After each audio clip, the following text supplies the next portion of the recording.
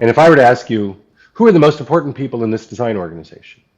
Most folks would say, well, the leaders, the vice president of design, the design directors, this creative director, this director of research. And these folks definitely have impact. But I would argue that the most important people in the organization are the team leads. This is the role around a design team, right? If you've got a team of 5 or 6 designers working together, the person leading that team.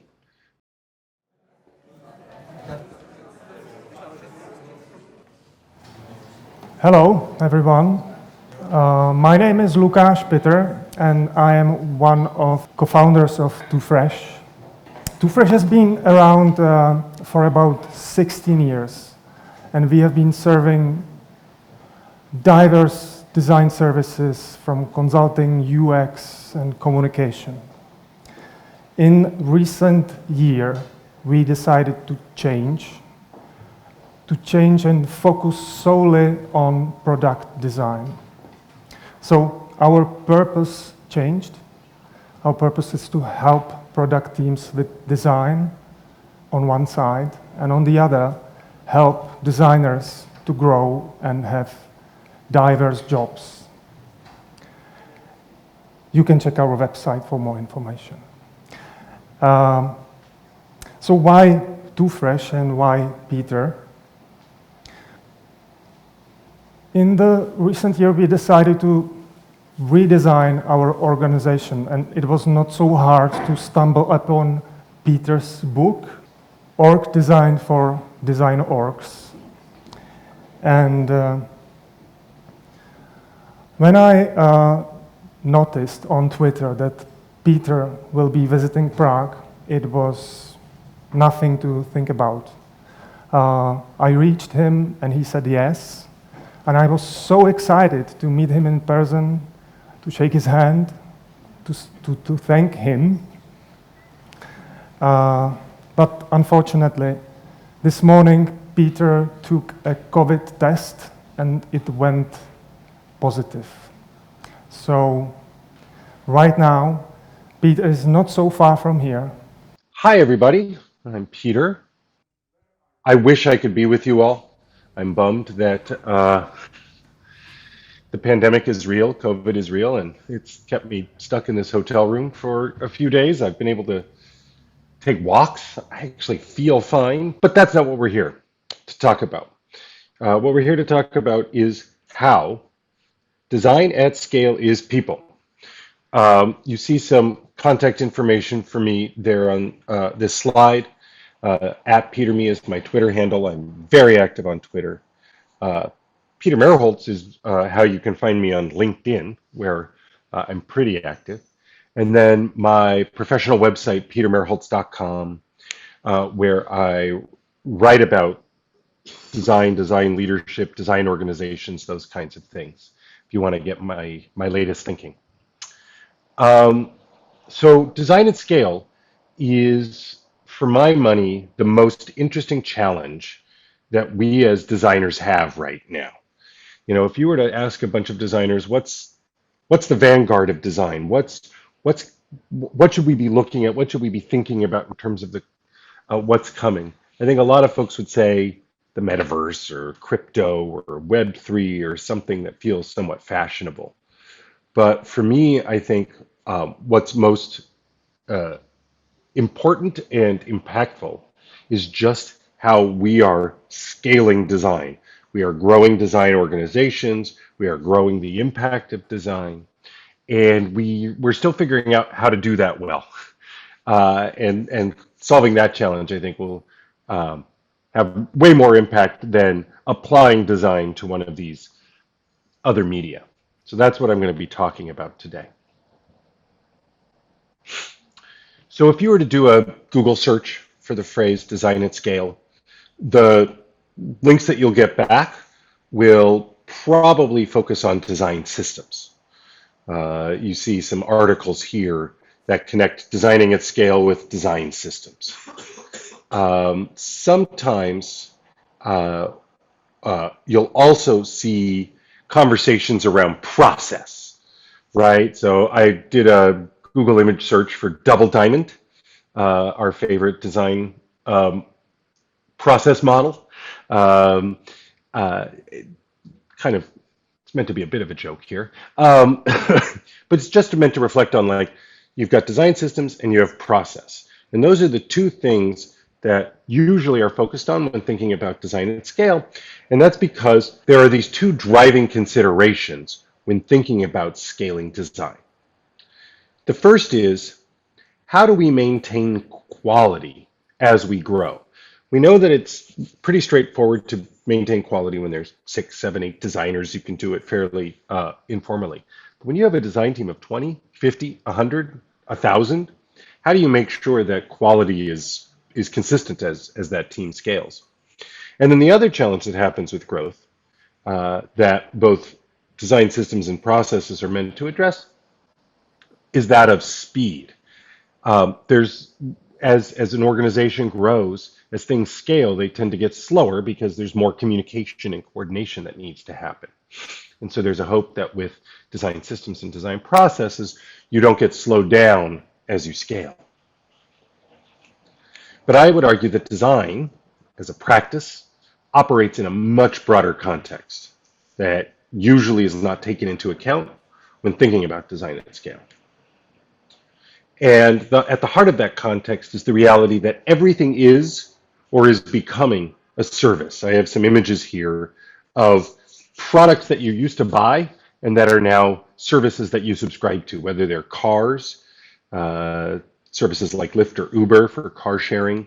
I have an elliptical trainer at home, and when I need to buy a new one, it's going to be hard to find one that's simply a simple exercise machine because of services like Peloton that want me to subscribe to classes and have this ongoing relationship. I no longer buy DVDs because I subscribe to all these streaming services like the Criterion Channel. Airbnb has turned rooms into services. And then I believe Lucas mentioned I'm the co-author of a book called Org Design for Design Org. It's published by O'Reilly. If you go to O'Reilly.com, you wouldn't know they publish books. There's no mention of books on their homepage. Instead, they talk about themselves as a learning platform because they're now a service. Because that's there's many reasons for this. Happy to talk about in Q&A, but the point is everything is becoming a service. And when everything becomes in a service, we need to recognize that the stuff that we build, the products that we're creating, the features that we're creating, they are simply a manifestation of a much broader service relationship. I have here an experience map. This is about a 15-year-old diagram. It's work that Adaptive Path did with Rail Europe, which is actually a service I've used to travel here this trip. And it's a service that it's a one-stop shop. You go to Rail Europe, and then they handle all of the details with all the different rail lines across countries. And the point isn't that. The point is there's a lot that goes on in a service relationship. It's not just about a person at a computer or a person on a phone. They're talking to their friends. They're calling support. And when you're traveling, you might be in a train station and not know where to go. There's a lot of touch points and contexts that need to be understood when you are enabling a service relationship. And we as designers need to think about that broader context, not just the screen that we happen to be working on at the time. And the reason is, with a service, what customers have to take away is their experience, right? They don't have a thing anymore necessarily, right? But they have the experience that that thing is given them. And in this experience map, we talk about thinking and feeling, and that's really what we're leaving people with when we're designing these services. How do people, in this case, when it comes to travel, are they feeling curious? Are they frustrated? Are they nervous because of the travel anxiety? Are they happy because they're excited to go someplace? Are they stressed that they might not be able to make their connection after the trip? Are they happy to share their photos? Right? That's what we're designing for, not just some arbitrary thing, but the feelings and the attitudes that it provides folks.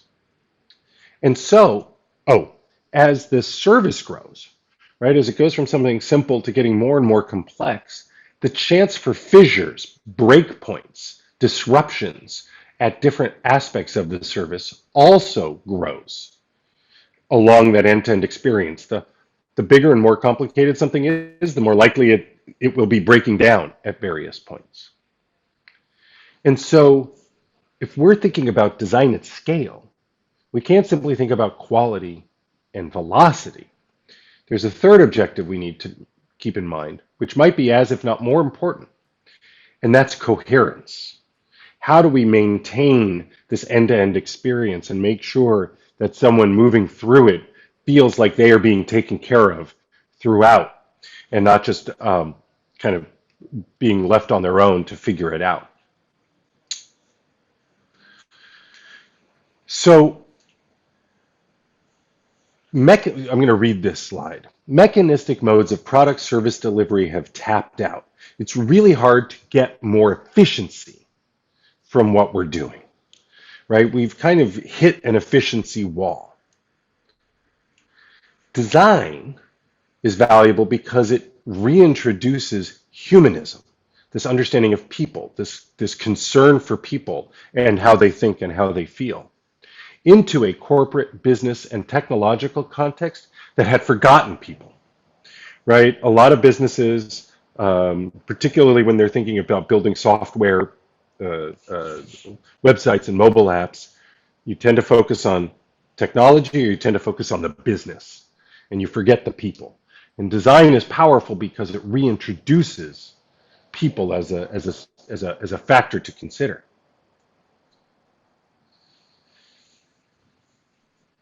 At one of the later presentations that Steve Jobs gave, he reflected on why he felt Apple was so successful.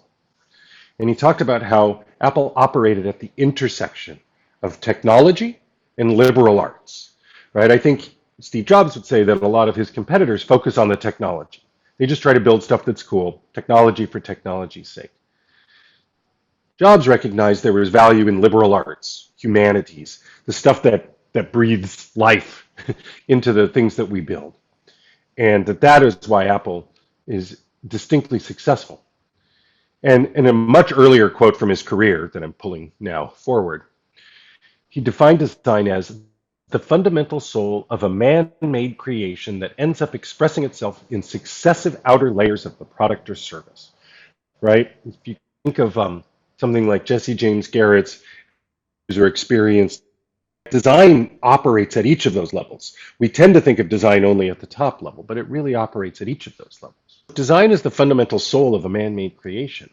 It begs the question, when you're talking about design at scale, how do you scale soul? What does that even mean?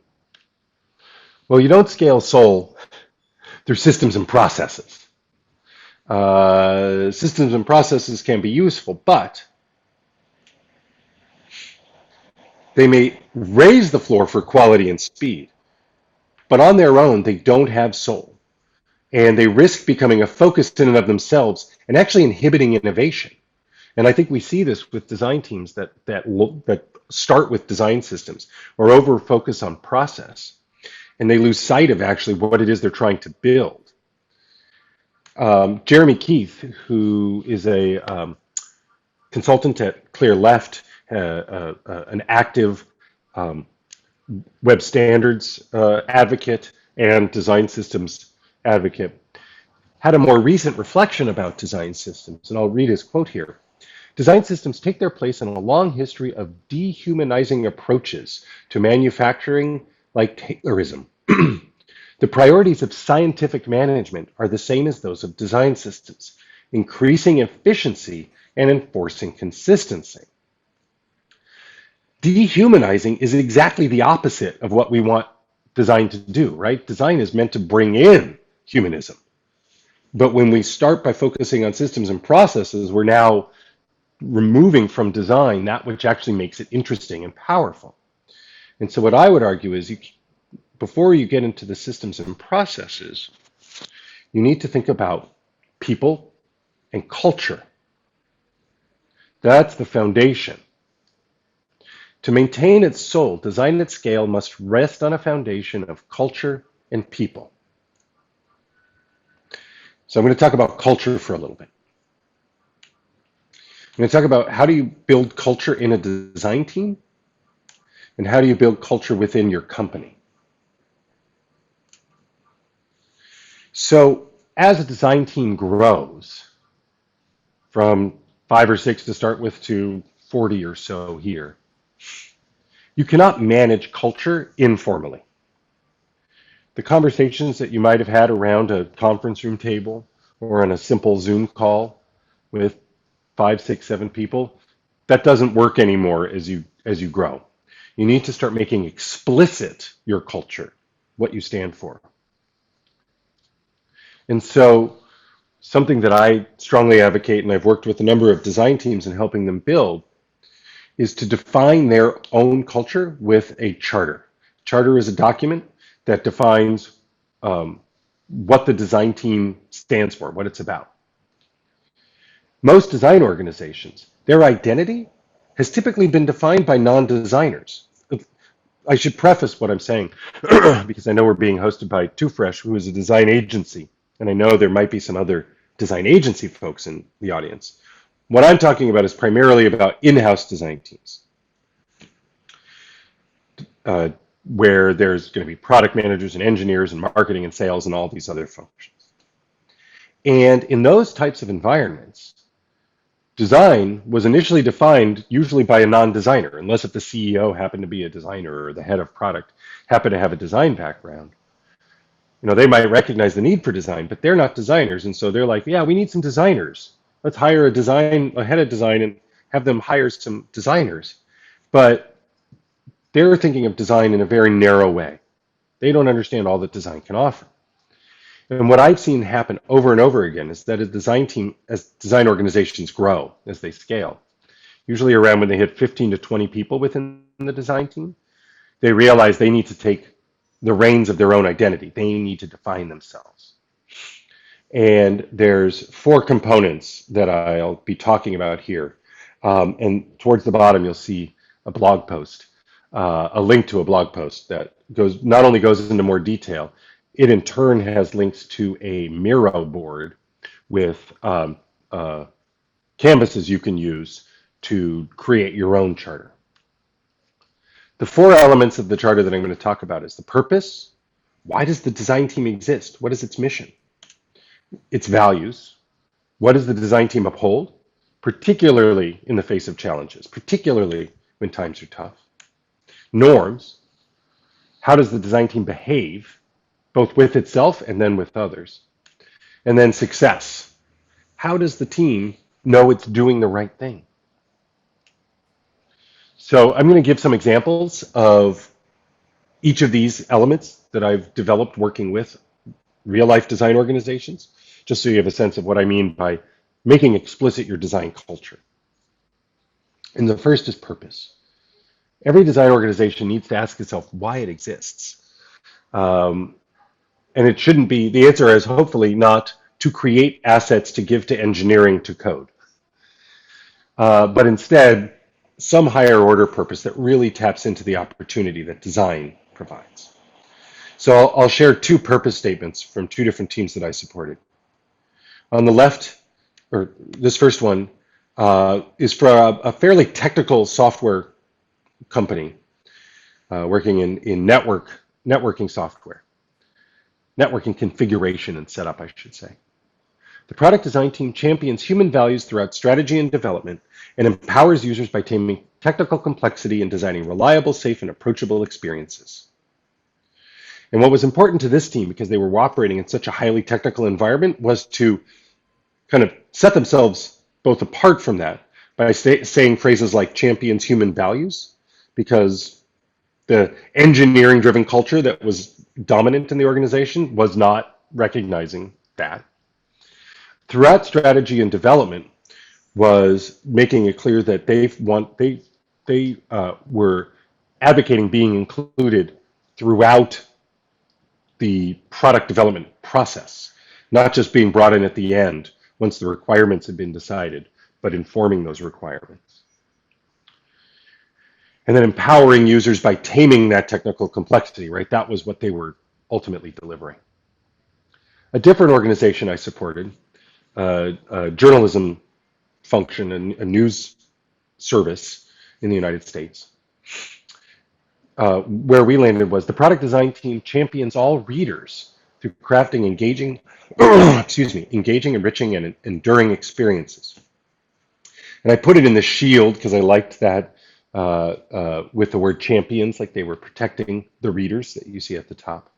But they also saw themselves sitting at this intersection of readers, creators, who would be the writers and the photographers and the people producing the journalism, and then the business, who was responsible for sustaining the journalism through advertising or subscriptions. Right? And they saw themselves as sitting at that intersection, but really being the reader's advocate. So it's crucial that you define your purpose. What is it you stand for? And again, make it a high order purpose, something with real meaning. Once you have your purpose statement, you can then figure out kind of one level in, what are the values that your team upholds? So for that technical company that I was talking about earlier, these were the four that we landed on. We went through a whiteboarding exercise where we came up with dozens of terms that could be seen as the values for the team. We grouped them, we removed some, we filtered it down, and this is where we landed, were these four. Curiosity, approachability, Kaizen. So Kaizen is a word that comes from the Toyota lean manufacturing process. So it's a Japanese word, and it basically means continuous improvement, that you're always trying to get better, that you're always learning, you're reflective, and you're getting better. And then empathetic.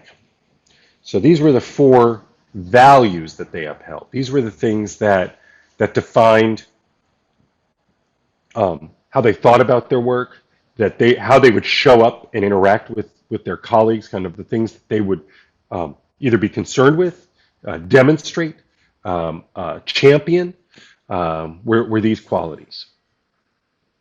Now, those values are realized through a set of norms, and sometimes it can be confusing, the difference between values and norms. Values are what we believe, norms are how we behave. The first two norms I'm going to show are what are emerging as kind of industry standard norms that many teams, not just even design teams, are starting to embrace. And I'm going to share these just so you have a sense of what I mean by norms. One is psychological safety. There's these five essentially team norms that you're seeing on the left here: psychological safety, dependability, structure and clarity, meaning and impact. Those five came from research that Google did on what made the most successful teams at Google. And their hypothesis was the most successful teams were the teams that had the best people on it. And it turned out that the quality of talent was not even a top five factor in terms of success for a design team. The single most important, far and away, the single most important factor and norm that a successful team demonstrated was psychological safety. And since then, this phrase has gotten quite popular. So you may have heard of it. But basically, it's that idea that any team member can be their full selves. They can push back on kind of the rest of the team without fear that they will be punished. They can tell the leader of the team that they're thinking about things differently, and the leader won't castigate them, won't shame them in some ways. You can make mistakes, and that's okay as long as we're learning and growing from them. That's what psychological safety is. So that's one emerging norm. The other one that I hear a lot and came up when I was working with design teams was this concept of radical candor. There's this 2x2 that comes from this, originally it was an essay and now a book by Kim Scott called Radical Candor. And that radical candor is a norm, right? It's a willingness to be forthright and direct with our peers. Too often as designers, we tend to be in the upper left-hand corner, what's called ruinous empathy. That's where we're not willing to be truly critical of people in their work because we don't want to make them feel bad. But by not making them feel bad, we're not actually helping them get better, and we're not helping the work be better. And so while people might feel fine in the moment because we haven't hurt their feelings, their development suffers and the work suffers. And so I see a lot of design teams trying to figure out how to move towards radical candor. But then with these teams, and I've, again, done this with a number of teams, you end up developing your own norms. And some of these you'll see are related to what I built. So there was a brand design team that I worked with. And these were when we developed the norms, we realized we put them on the scale because there was a balance. We realized it wasn't all one thing or another, but trying to kind of find the right balance between things like practice with empathy, kindness, and even love, but also candor, right? So that's recognizing the value of really not just respecting one another, but being kind and even loving one another. But that in order to do great work, we need to be candid and we need to get to resolution in the moment. We can't put things off. To be honest, direct, and respectful in critique, and then to recognize it's not about you, it's about the work, right? So these are these balances that we struck. So you need to identify your norms. How are you going to behave? How are you going to show up and work with one another? And then lastly, in the charter, it's identifying how you know you're successful. Too often design teams don't have any idea how to measure their own success. And so you need to be very thoughtful and explicit about how you measure your own success. So this goes back to that highly technical software company, the networking company I worked for. On the left-hand side, you'll see 4 types of success that we identified: team health, organizational integration and influence, delivering quality experiences, and design system adoption. And those were the standards. Those were the ones that we felt would always be around. Team health means things like morale, people not quitting, people sticking around, that kind of thing. Organizational integration and influence was getting to be seen as true partners and collaborators, not as people that you gave requirements to and expected them to just build stuff. So that was how we knew we were going to be successful, and we tried to put some like real numbers behind it. On the right-hand side, there was this idea that every year we might have a theme for a special OKR. And in this one, the issue that this team was facing was that designers tended to work on their own. They were spread a little too thin, and so they tended to work, one designer working with the product manager in engineering, as opposed to designers collaborating. And so we said something to aim for was that by the end of the following year, designers would collaborate on at least half of their work. Right? That's measurable. You should be able to look at all the projects that designers are working on and see if that's happening. And so the reason to write this down is so that you hold yourself accountable for what you say you want to be. And the sum of all of these elements is your culture, right? This is how you make your culture explicit. So when I talk about making culture explicit in the design org, this is what I'm talking about. So that's one place you need to make culture explicit. The other place you need to make culture explicit is scaling a company wide. So how do you make sure that your design culture is? How do you make sure that your company is embracing design appropriate?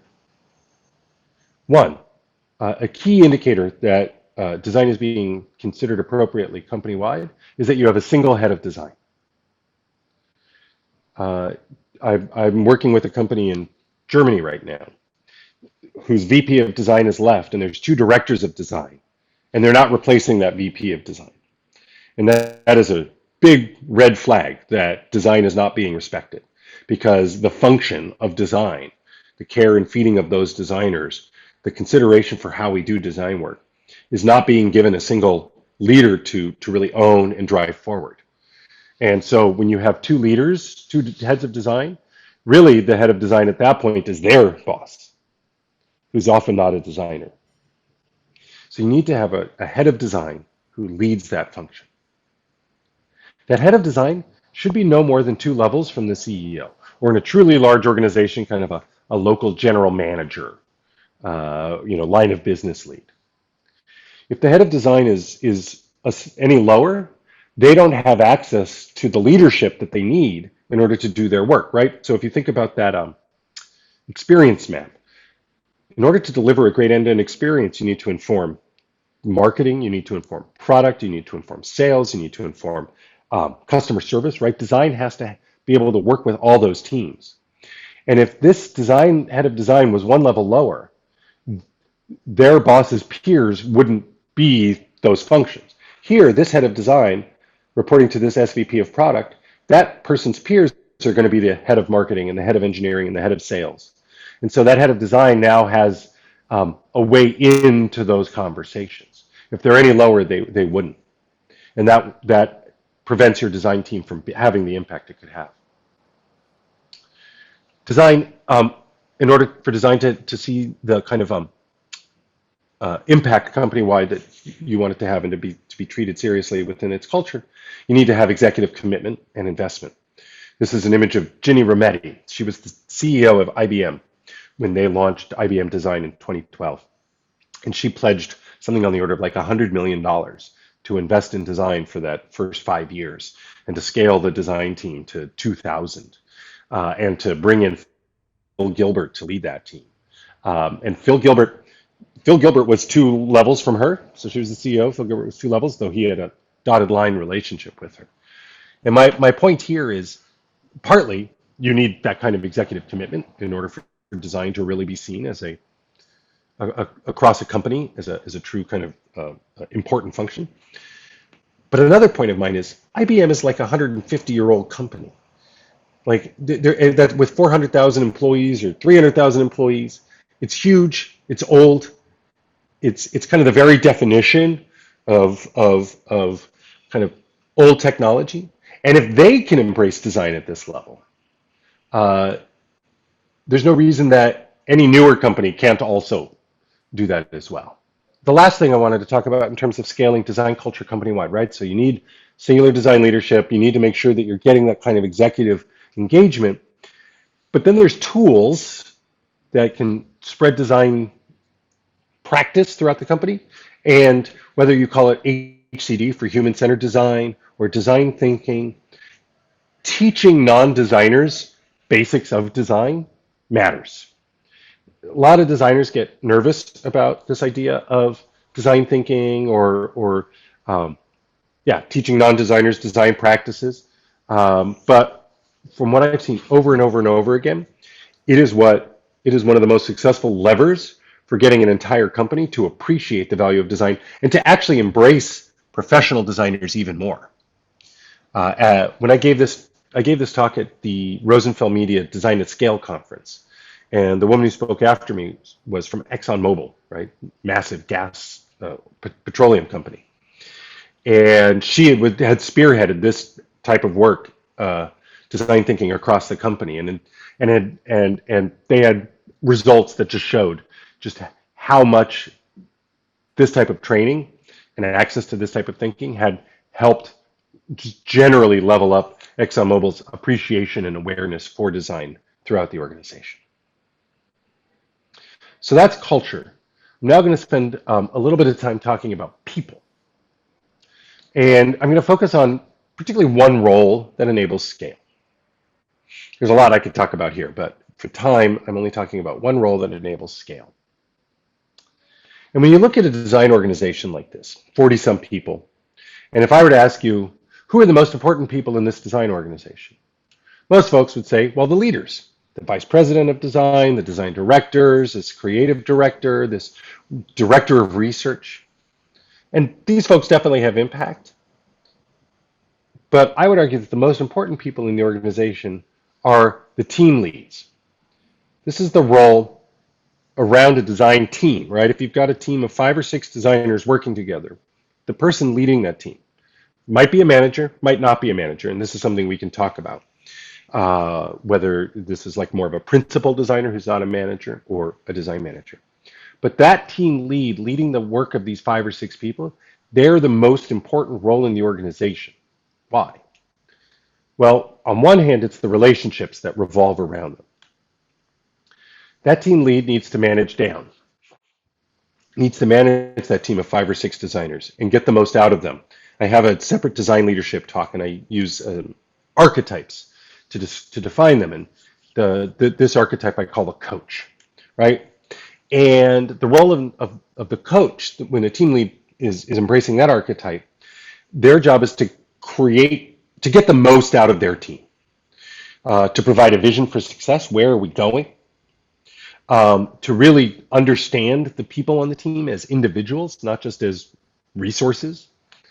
And perhaps most importantly, to uphold standards of quality, right? It's at this level, the reason this role is so important is because the people that the team lead is leading are the ones doing the design work. And through that doing of the design work, they're the ones who are determining the quality of the design work, ultimately.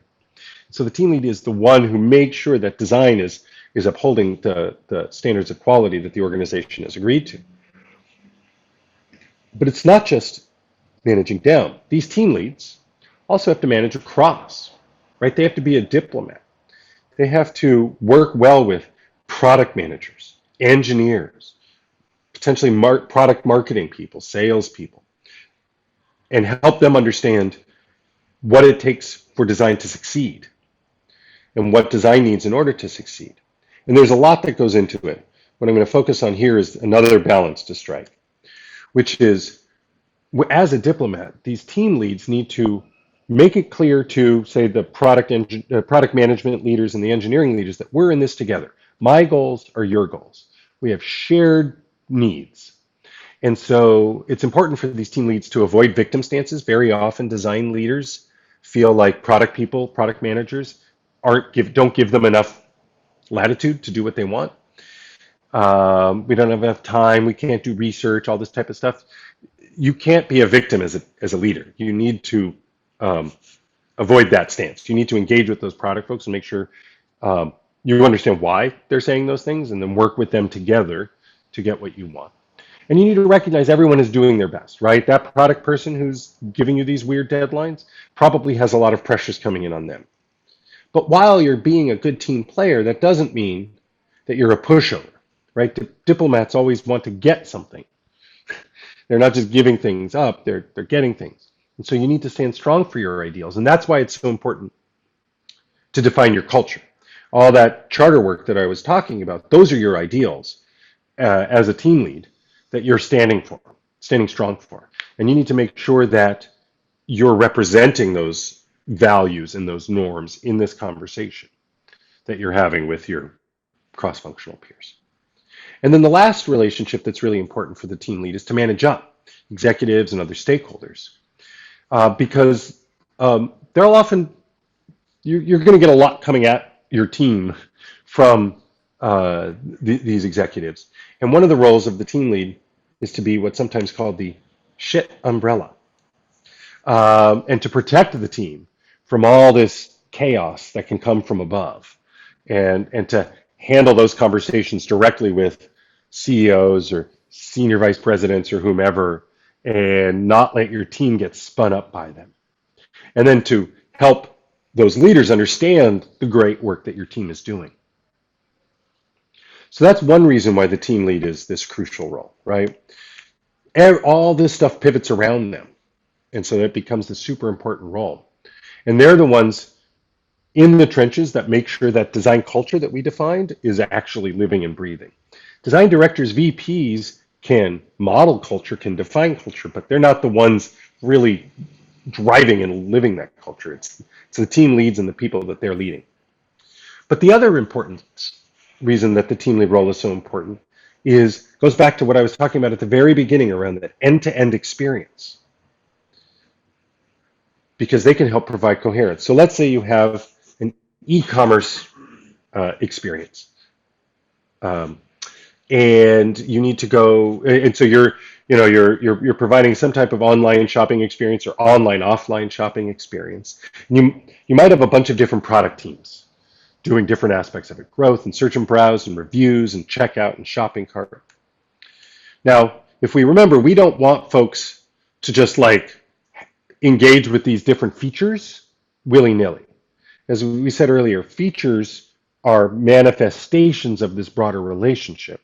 And so we need to orchestrate, right? There's this orchestra. We need to orchestrate that experience.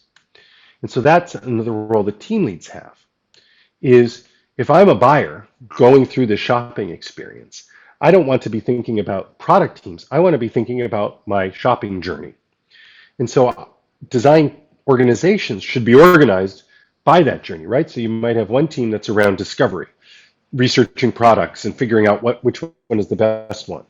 Another design team that's around purchase. Once you've decided to buy one, putting it in your cart, checking out, maybe if there's things, make a reservation, right? If there's timing that needs to be done around it, scheduling pickup and delivery, that kind of stuff.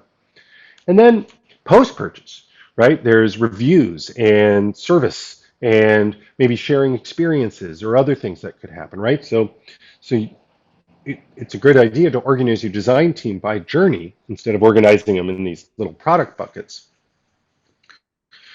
But then you need to hang those three teams together, and you'll see the team leads are lit up there because the team leads are what connect, are what make sure that that end-to-end experience hangs together. The team leads manage down to make sure their team is doing good work, and then they work with each other to make sure that each of their teams is building something that will cohere. I would argue that it's these team leads, these people, not systems, are what provide the soul of design at scale. When I first asked, how do you scale soul? You scale it through the work of individual people collaborating to make sure this thing hangs together as it grows. So, people and culture. This humanist foundation provides the soul. Something I haven't even touched on. Vision, right? Kind of where is it we're heading? That aligns distributed effort. What do I mean by that? You got 20, 40, 100 designers. They need something that keeps them all kind of oriented on that North Star. That's why it's a star, right? On that same goal. And that's the vision. And that vision will make sure that the work of all those 100 people is moving toward a common outcome. Once you have the people and culture and the vision, then you can layer in the processes and systems, because those elements will ensure that the systems are serving people and not just serving themselves. And with that, I thank you. That's the end of my talk.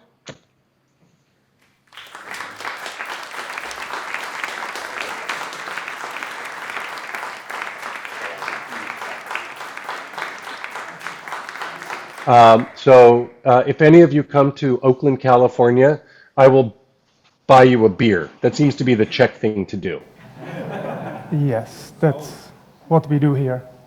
Thank you very much, Peter. We got some questions here. Okay, I will start with my personal question. You teach designers to lead, right? I try. I am wondering, how do you do that? Oh, well, now the way I do it, I mean, practically through workshops. I have a master class on design leadership, and in that master class, what I end up focusing on, I can actually show you if I can. I basically teach. I dig into these what I call archetypes: coach, diplomat, champion, and then I also have one called the architect. We talk about what it means to be a design leader, which is different than being a design practitioner, right? One of the biggest challenges that people have when they shift from being a designer to a design leader is all of your practitioner skills don't really matter anymore, except to the degree do they help you, like, maybe do better critique. And you need to develop a whole new set of skills, which is largely around this word, relationships. Because design leadership is mostly about talking. It's about talking to your team and getting the most out of them. It's about talking to your peers and helping them understand what your team needs in order to succeed. And it's about talking to your bosses, either to let them understand how great your team is or to push back on their unreasonable requests. It's a lot of talking. And not a lot of designers, right, are trained, equipped, good at having those kinds of conversations. And so that becomes essentially the focus of my design leadership teaching. You spoke about the importance of design in the strategy of an organization, but many of them are not set for this. How do you make them recognize design as something strategic? Okay. Um, so you need to, this is where that relationships and the communication is so important. In order to help others understand the strategic potential of design, you need to communicate that. You need to educate them about it. You need to evangelize. And so you need to talk to those leaders and help them understand how design can have an impact on the things they care about. And that means often not talking in design language, but instead talking in business language.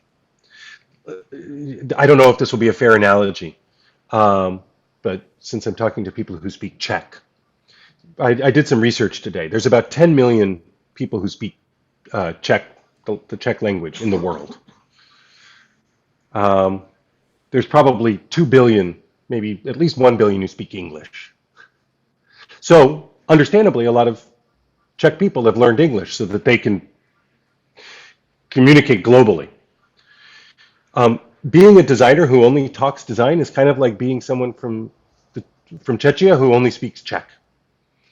And if you're trying to persuade people in other countries about what it is you're doing and you only speak Czech to them, they're not going to understand and they're not going to listen to you.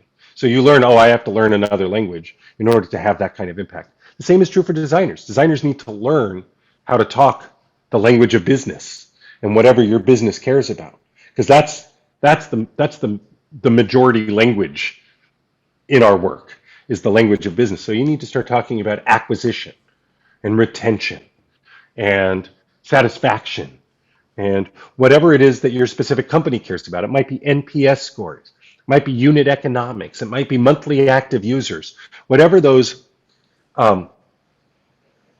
outcomes that your company is interested in. That's the language you need to be speaking in. And then you connect your design team's strategic work with those outcomes. Okay, hello, Peter. Hello. My question would be like, how early is too early to start designing the design org? And what Excellent would be question. like different approaches you would take at different levels of maturity and scale of the organization? So in the design organization book, we start designing the organization when there's two people. One of the tenets of the book is there should never be a single designer. And so when you start a design organization, there should be at least two designers. Just because design is so complex, the work we're doing is so complex that no one person can do it all well enough. And so you need to be, even if it's just two designers, you need to start thinking about that very intentionally. Who are these two designers? Do you have one more senior, one more junior? Do you have one more who's really good at the structural stuff, the workflows and the flow diagrams and that stuff, and someone who's better at UI and visual design, right? Like these are conscious decisions even at only two people. So I would say you need to start having some reflection early on. It really kicks into gear when you get to about 10 to 12 people. That's in the book, we call that stage 3. And that's when you have a design organization that's now more than one team. When you're 7 people, you're one team, you can be pretty informal. But when you're 10 people, 12 people, you now have multiple design teams, because you should never have a team greater than 7. Right? So if you have 12 people in your design organization, you should have 2 teams. Maybe one team of 5, one team of 6, and then someone leading those teams. So now that requires thinking organizationally. How do you define each team? Who's on those teams? What are their relationships? What are the relationships to you? Right? So when you hit that 10 to 12 person threshold, you're starting to think much more explicitly about design. And that's often what I've seen when that first design leader, right? So a company hires a design leader to establish a team. That person builds the team, 6, 7 people. Once it starts getting larger than that, that first designer often realizes like, oh, my job is just management now and talking to other people. Like I don't do design anymore. When you have a design team of 10, the leader of that team is not doing design anymore. Shouldn't be, at least. And a lot of design leaders, a lot of those first designers realize like that's not the job they want. They love design. That's why they got into it. And so I see over and over again, that's when companies bring on someone who is comfortable being that org builder. So about 12 is the first one. Then probably again, well, when you're around 15 or 20, that's when you start bringing in design operations with design program management. That's a key step. And then as you continue to grow, particularly if you're in hypergrowth, like if you know you're going to get to 40, let's say you're at 20. I supported a team last year that was going from 15 designers to 40 in 9 months. So they needed to be very conscientious about how they were growing that organization. They needed to have an org chart for what it would look like at 40. When to hire design leaders and other designers, like how to fill it out. So they weren't just like hiring for the sake of hiring, but there was a plan behind it. And then one of the roles you need then when you're growing that fast, if you're trying to hire 20 designers in a year, you start needing not just design program management, but you start needing design operations specific to what would be called people operations for design. Levels frameworks, career ladders, growth paths, recruiting practices, onboarding, all that kind of stuff becomes important. You need, then when you get to 80 or 100, that becomes a new level of complexity. And then when you get kind of north of about 300, there's another level of complexity. I can go into that in more detail, but I don't know how relevant that is. Great, thank you, Peter. Next question is from Gabriela. So my question is how to define and name team culture in practice for different sizes or maturity levels, and whether it should be defined by the single leader or a group of leaders or team leads, or should it be created collaboratively somehow? Yeah, so when I've done this work, most of the teams I support usually realize they need this type of explicit team culture somewhere between 15 to 20 designers. And at that size, pretty much the whole design team can be involved in the creation of that charter. I've led workshops with 15 designers, figuring out our purpose statement, figuring out our value statement, figuring out our norms, all that kind of stuff. If the team is already bigger than that and realizes they haven't done this work and needs to do it, then you need to have some subset. I would say you don't want any more than 15 people involved. It just gets to be kind of chaotic trying to define culture. And in those cases, the people who should be involved definitely want the leadership involved, right? So the VP of design and design directors and that kind of stuff. But then you also want people who can kind of represent every kind of experience level in the organization, right? So you might have 1 or 2 junior designers, 1 or 2 mid-level designers, 1 or 2 senior designers with that leadership all working together to define the culture. And it's important that you have those people who represent the more junior people on the team so that the charter feels like something that everyone in the organization can own and isn't something that simply the leadership has pushed down on the rest of the organization. Thank you. Hi, Peter. Could you please elaborate more on UX research specifically? If you prefer embedded researcher on team or consultancy approach when talking about UX research, and your thoughts why? Thanks. Yeah, research. That's a big topic. Let's see if I can pull up that slide. It'll take too long. So, UX research is crucial. It's so important that it shouldn't only be researchers doing research. So, I'm an advocate of everyone in the design org taking part in research. Because of that, I don't need as many dedicated researchers, right? And so in the book, and I still generally subscribe to this ratio, roughly 1 UX researcher for every 8 to 10 designers. But again, that's assuming those designers are doing research. And in that mode, those researchers usually have two roles. Part of their role is to help designers and product managers and others doing research, help them do better research, help them think about what are the methods that they're going to use to learn new information and to figure something out. And so there's a kind of a mentorship and elevation function.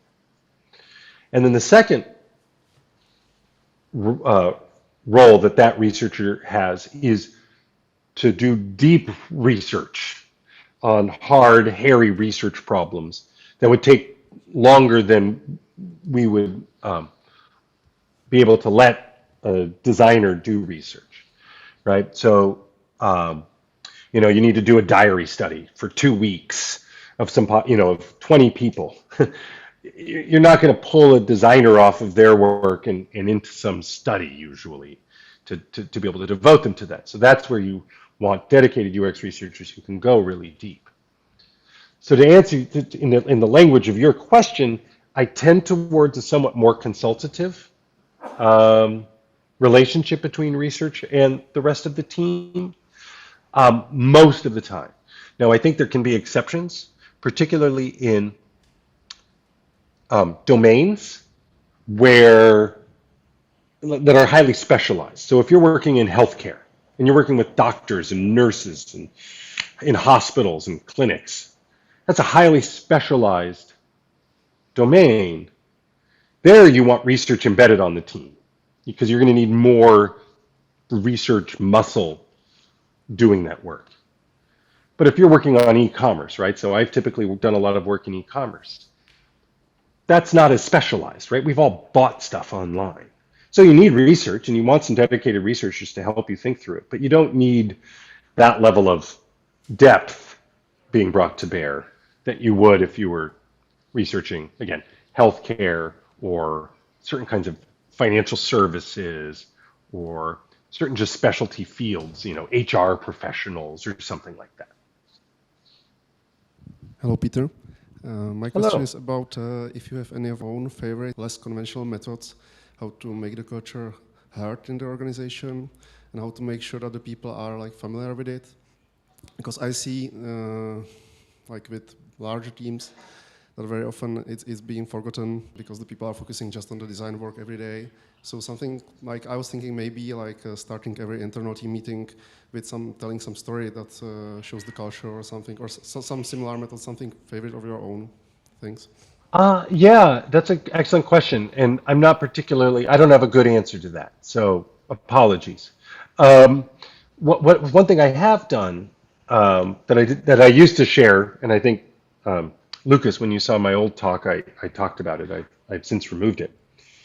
Is this idea of what I call artifacts that carry culture, right? So let's say you've defined your purpose statement, your values, your norms. When I've led design teams internally, we put our values on a T-shirt and we wore them, and each value got its own postcard, and we created these sets of cards. And every designer, we had this little lunchbox, a little metal box, and we put T-shirts and cards and other things in that box, and we gave them to each designer so that they felt like they were really a part of something now.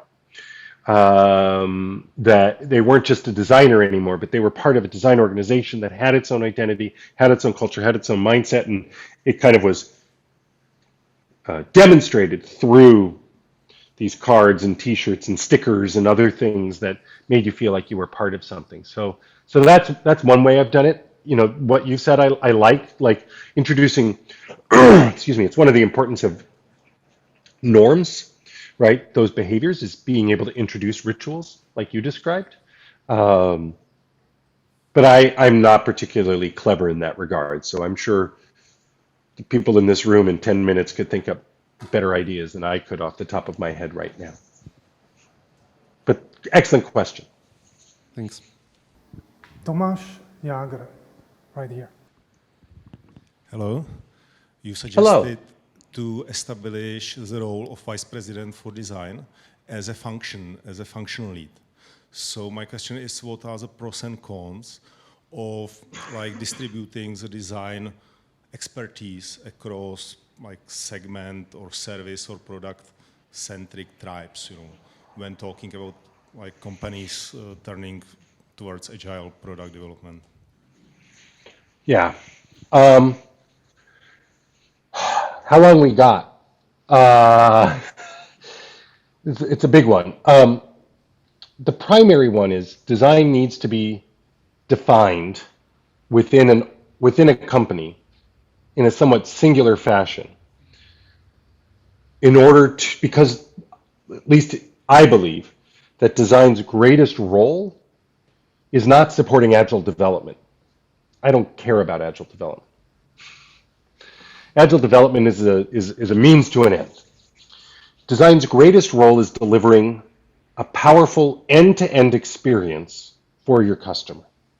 And that experience starts with some type of marketing touch, an ad, some bit of marketing that someone's exposed to, that gets them curious about what you have to offer, that gets them into your world, gets them learning about it, that gets them committed to what you have to offer, that gets them turning into a customer, that then puts them on their journey now as a customer of what you have to offer. And then if there's problems that arise or ongoing things, right, there's service and support or other functions as well. There's a lot there. But all of that should be coherent and coordinated. And if you've got multiple design leaders, that coordination is much harder because each of those design leaders usually is then responsive to one pillar in the business, but your customers are going across those pillars.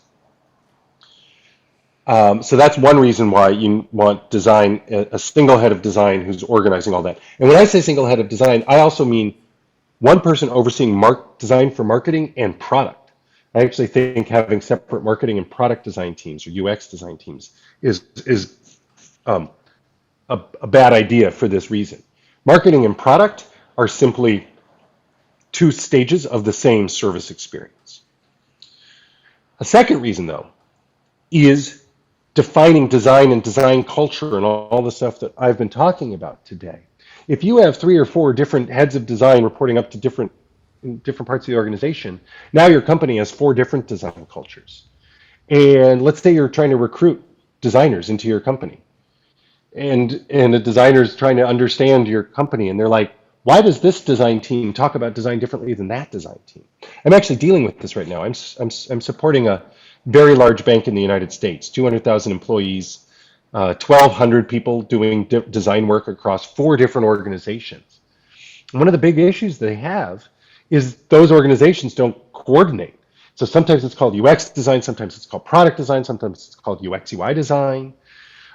Sometimes they have multiple teams competing for the same candidate and they don't know it because they've got their own recruiting functions. So it introduces this by having design broken up, you get this weird within the company, you get a lot of confusion. And then additionally, just because it keeps going, is really clarifying what it means to be a designer in that organization. How do you grow as a designer? If I'm in one part of the company and the way I grow as a designer is different than another part of the company, if one part of the company is like, yes, you can be you can grow as an individual contributor, you can become a principal designer and design architect. But another part of the company is like, no, in order to grow, you have to become a manager. That's confusing, right? We now don't have a standard understanding of what design means in the organization. That I'm thinking about that because that's actually something else I'm dealing with in this large bank that I'm supporting. And so, as much as possible, you want all of your designers and researchers and content people, all the people doing this design work, aligned with a common organization and a common sensibility that's driving them forward. If you've got multiple design leaders, you're going to get it's just going to become chaos. It's going to become madness. It's going to become a lot of people competing with each other internally, which kind of defeats the purpose of being in a company. You might as well be 4 different companies then. Thank you. So there's a lot of reasons. It's part of the reason I wrote the book. Hi, Peter. Thank you for the talk. I would like to ask if there's any way or how to be strong team leader and still have enough time for design and do deep work with your designers instead of managing them. So yes is the short answer, right? If you're a team lead, you're overseeing 4 or 5 other designers. If you're overseeing 4 or 5 other designers, you should have time to do design work, particularly if you're not a formal manager of those designers, but a principal designer or staff designer, what these more senior individual contributor roles. If you're able to be one of those senior individual contributors leading the work of these 4 or 5 other designers, then yes, you should have time to roll up your sleeves and get in there and do the detailed and fun and hard design work.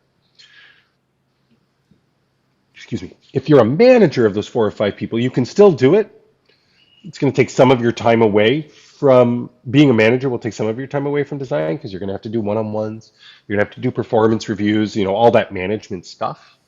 But I think it's still possible with 4 or 5 designers. It's when you start getting 7, 8, 9 designers in an organization that you're managing that you can no longer do hands-on design work. These are rough numbers, like heuristics, but that's been my experience. And I think I haven't heard questions about this, but just reflecting on what I'm seeing in the United States and actually some of the other people I'm working with outside of the United States even, we are starting to see more acceptance of senior designers who are not managers. So if you start as a junior designer, then a mid-level designer, then a senior designer, you could choose which track you go. If you want to be a manager, you can become a manager and a director and a VP.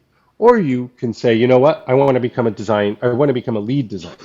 I want to become a principal designer. I want to become a design architect. And those are seen as equivalent tracks, right? Manager to lead designer, director to principal designer, VP to design architect. Those are viable paths forward. And I think we're seeing more and more of that because it's being recognized that management takes time. And if someone's being a manager, it's hard for them to be a hands-on design leader too, especially as the team grows. And so we need these dedicated design leaders who don't manage to take up some of that slack. Okay, thank you. One last question that is trending a lot. Uh-oh. And it comes from Marketa.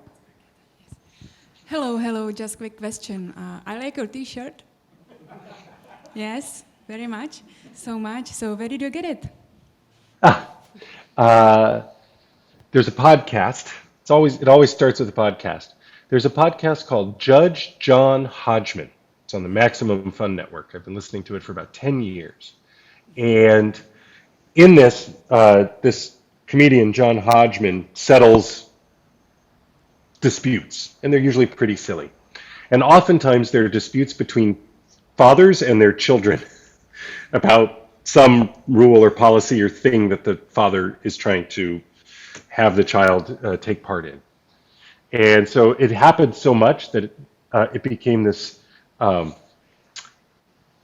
pattern that they called Weird Dads. And so they made a t-shirt called Weird Dads, and then I forget if it was, Jules, was this for my birthday or Father's Day that you guys got me the Weird Dad t-shirt? My son is on the other side of this laptop. I didn't buy it myself, but for a present, my family bought me this t-shirt.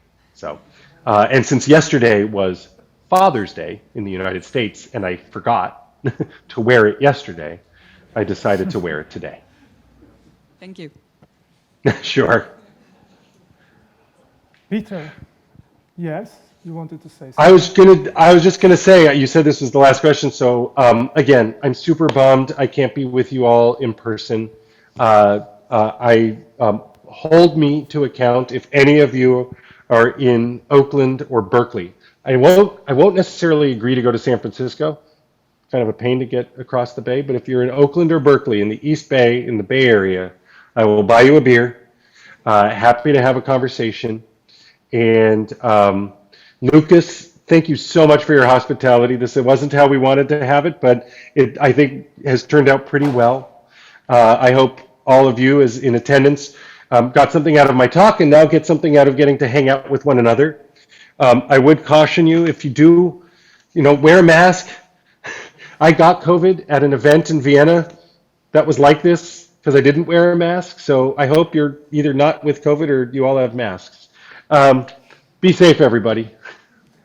Peter, thank you very much.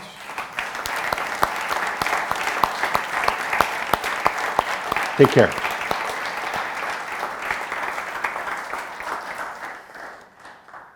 That's it. Let's have fun. Enjoy the drinks, enjoy the food. That's it.